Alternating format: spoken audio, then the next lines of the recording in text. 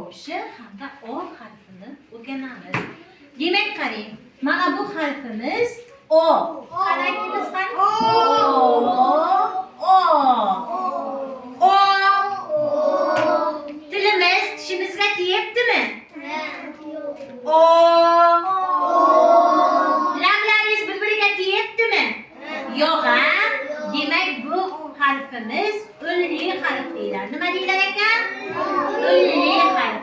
Kitobimizga qaraymiz hamma. Mana O harfining yozilishi. Demak, yozayotganimizda har doim tepadan chiqib, mana bunday qilib yozar ekanmiz.